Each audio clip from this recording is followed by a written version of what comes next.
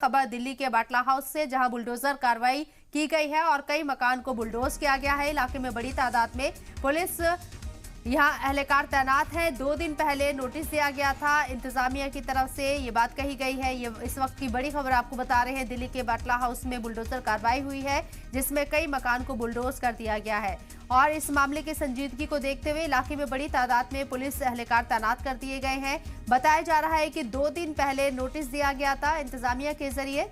सैयद मुबशिर हमारे नुमाइंदे phone line पर मौजूद है, सीधे उनका रुख करते हैं। सैयद मुबशिर, आपसे जानना चाहेंगे किस वजह से बुलडोजर कार्रवाई की गई, नोटिस में क्या कुछ था, तफसील से बताएं। बिल्कुल।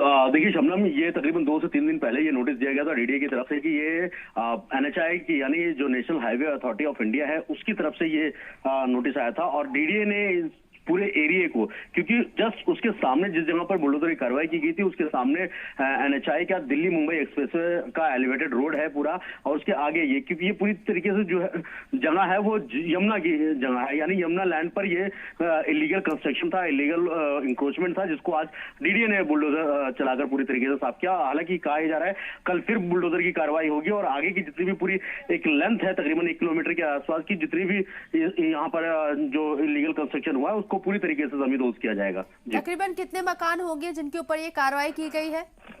देखिए करीब अभी कम से कम 100 से 150 मकान थे जिनको तोड़ा गया है और इतने ही मकानों को तोड़ने की जो कार्रवाई है वो आगे भी होने वाली है फिलहाल। जी मुबशिर, आप हमारे साथ बने रहिए, एक बाइट है अपने नाज़रीन को सुनवाते हैं। पहले नोटिस ये जो हम लोग का जो बर्बाद किया है, ये जबरदस्ती बर्बाद किया है। ये हाजी साहब का जो मकान गया है ये जबरदस्ती गया है। विधायक ने बोला था कि मैं आ रहा हूँ आधे घंटे, 1 घंटे से हम बैठा है, 3-3 मंजिल के मकान तोड़ दिए। अगर घोसला लगाता है उसने ये बोला भी घोसला टूट जाता है बेटा, बहुत तकलीफ होता है। हम 25 साल से रह रहे हैं, हमारे बच्चे पैदा हो गए हैं, जवान हो गए और क्या नाम है घर तोड़ देंगे आगे हमारा?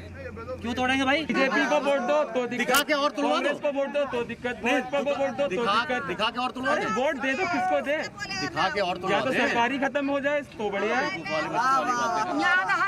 यहाँ तो हर एक नेता अपनी चॉइस।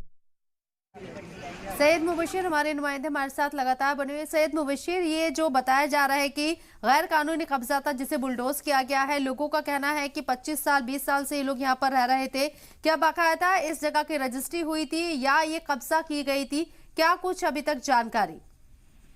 देखिए जमनम, ये जो पूरी जगह है बाटला हाउस का जो इलाका है ये अभी तक अनऑथराइज कॉलोनी में आता है। जो 1639 अनऑथराइज कॉलोनी थी उनमें से एक कॉलोनी है ये जिसके आसपास, लेकिन ये पूरा इलाका जो है जहां पर बुलडोजर की कार्रवाई की गई है वो पूरी तरीके से यमुना लैंड पर बना था और ये अवैध रूप से कब्जा करके इसको बनाया गया था। हालांकि इसमें कई सारे बिल्डर भी शामिल थे, कई सारे लोग ऐसे शामिल हैं जिन्होंने कब्जा किया, उसके बाद प्रॉपर्टी को दूसरे के आगे बेच दिया, लेकिन नुकसान उनका है जो आज की डेट में यहाँ पर रह रहे थे, जो लोग यहाँ पर अपने जो है छत थी जिनकी, उनकी पूरी तरीके से छत उजड़ चुकी है। क्योंकि कहा यह जा रहा था कि इस इलाके में कई बार इससे पहले भी बुलडोजर की कार्रवाई हुई है, 10 बार कार्रवाई हो चुकी है। इसके आगे झुग्गियां थी, उन झुग्गियों को पहले तोड़ा जाता था, उसके बाद फिर जब पक्के हो गए तो पक्के मकानों को भी कई बार बुलडोजर की कार्रवाई हुई है और इससे पहले भी अभी कुछ महीने पहले भी बुलडोजर की कार्रवाई इससे आगे हुई थी, जिसको ये कहा जा रहा था कि इस पूरी जो लैंड है, पूरी जो पट्टी है, बेल्ट है, उस बेल्ट को जो है पूरी तरीके से डीडीए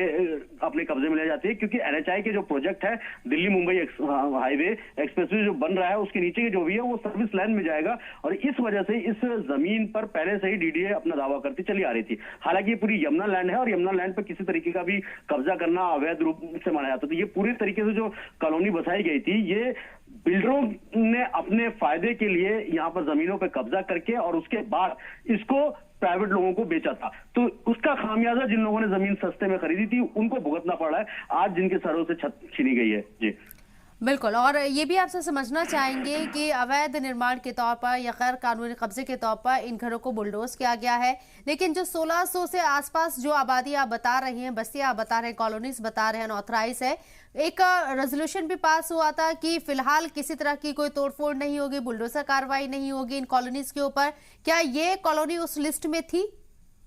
देखिए बिल्कुल इसके साथ अगर हम जाएंगे तो थोड़ा सा हिस्ट्री में पीछे जाना पड़ेगा, क्योंकि जब शीला दीक्षित की सरकार थी तब इनको कंप्लीशन सर्टिफिकेट देना था। हालांकि इस कॉलोनी के साथ सबसे बड़ी दिक्कत ये थी कि यहाँ पर कंप्लीशन सर्टिफिकेट इस कॉलोनी को नहीं मिल पाया था, जिससे आगे अबुल फजल इनक्लेव पार्ट 1 है, पार्ट 2 है, उस कॉलोनी को भी कंप्लीशन सर्टिफिकेट नहीं मिल पाया था, जिसकी वजह से एक आ गया था। क्योंकि इन 1639 कॉलोनियों को नियमित यानी रेगुलाइज करने की बात चली थी, जिसमें से तकरीबन 70% से ज्यादा की जो कॉलोनीज है उनको रेगुलाइज भी किया गया, लेकिन 30% में कुछ कॉलोनीज ऐसी हैं इसी तरीके की जो रेगुलाइज नहीं हो पाई, जिनको कंप्लीशन सर्टिफिकेट तो जरूर मिला लेकिन रेगुलाइज नहीं हो पाई थी, यानी ऑथराइज नहीं हो पाई थी। अगर ये ऑथराइज होती है तो डीडीए के हिसाब से यहाँ पर मकान बनेंगे, उनके हिसाब से नक्शा पास होगा, एमसीडी में उसका नक्शा जाएगा, डीडीए में उसका नक्शा जाएगा, जब पास होगा उसके बाद ही यहाँ पर कंस्ट्रक्शन कर सकते हैं। लेकिन ऐसा इस इलाके में खासकर ओखला की पूरी बेल्ट है, चाहे वो जामिया नगर हो, चाहे बटला हाउस हो, जाकिर नगर हो या फिर दूसरी जगह, इन सभी जगहों पर कंस्ट्रक्शन अवैध माना जाता है डीडीए के जरिए।